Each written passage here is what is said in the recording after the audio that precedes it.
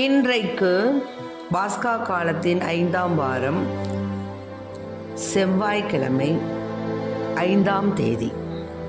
இன்று தேவன் நமக்கு தரும் ஜீவநீரூற்றான இறை வார்த்தைகள் புனித யோவான் எழுதிய நற்செய்தி இயல் 14 இறை வார்த்தைகள் 27 31 முடிய.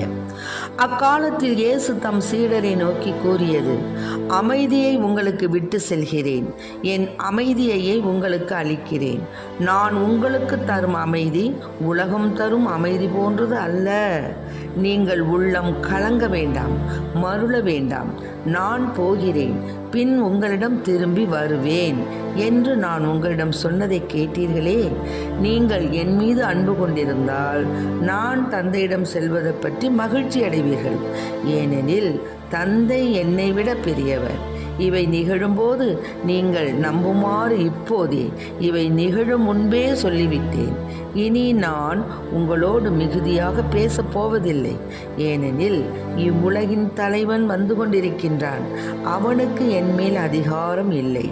ஆனால் நான் தந்தையின் மீது அன்பு கொண்டுள்ளேன் என்பதையும் அவர் எனக்கு கட்டளையிட்டபடி செயல்படுகிறேன் என்பதையும் உலகு தெரிந்து கொள்ள வேண்டும்.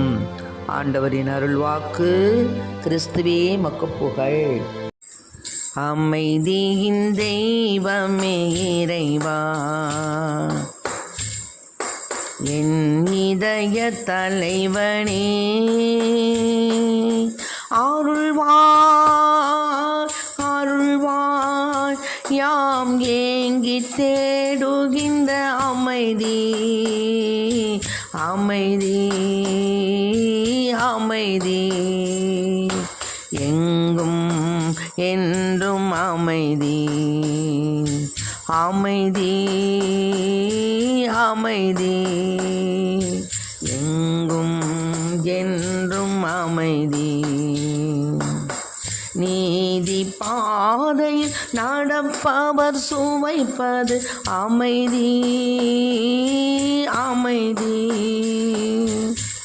தியாக சிகரத்தில் நிலைப்பவர் பெறுவது அமைதி அமைதி.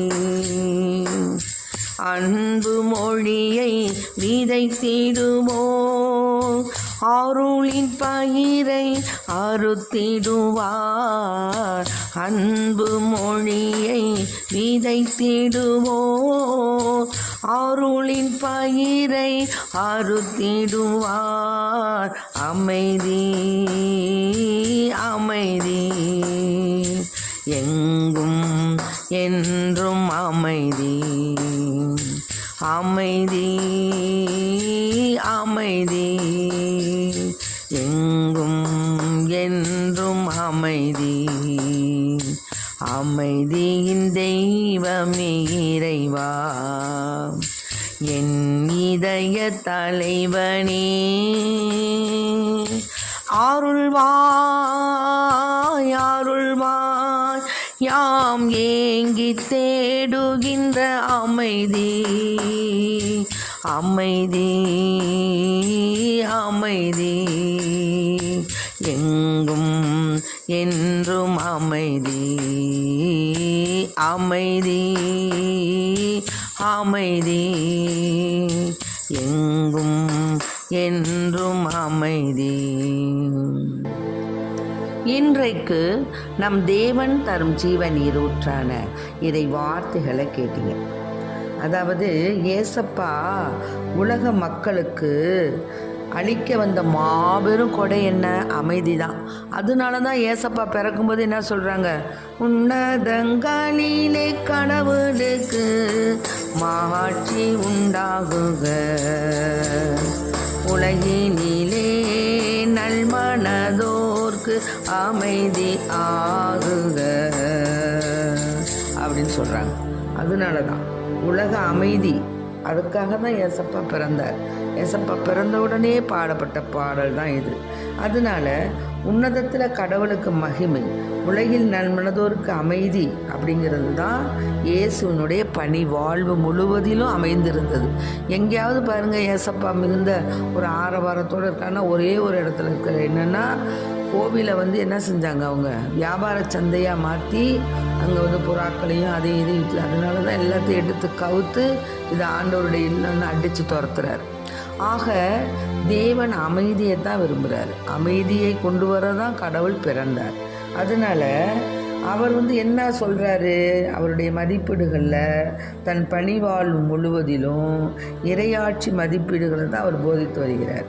அன்பு, இரக்கம், நீதி போன்ற மதிப்பீடுகளினால் ஏற்படும் ஒரு வாழ்வு நிலை தான் அமைதி அப்படிங்கிறார். அதனால் ஒரு மாபெரும் வாழ்வு நிலையையே தான் மக்களுக்கு விட்டு செல்கிறார், விட்டு செல்ல போவதாக இயேசு சொல்கிறார், வாக்களிக்கிறார். அதனால தான் இயேசு தரும் அமைதி அவர் அளித்த மதிப்பீடுகள் விளைவாக ஏற்படக்கூடிய மனநிலையே. ஆகவே நாம் திருச்சபையின் வழியாக திருச்சபைக்கு நாம் செய்யக்கூடிய அனைத்தையும் நாம் செய்து தேவனுக்கு ஏற்ற பிள்ளைகளாக அமைதியின் தெய்வமாம் இறைவனுக்கு நாம் அடிபணிந்து அவரோடு ஒன்றித்து அவரில் வாழ வரம் கேட்போம். ஆமென். Praise the lord. மரியே வாழ்க.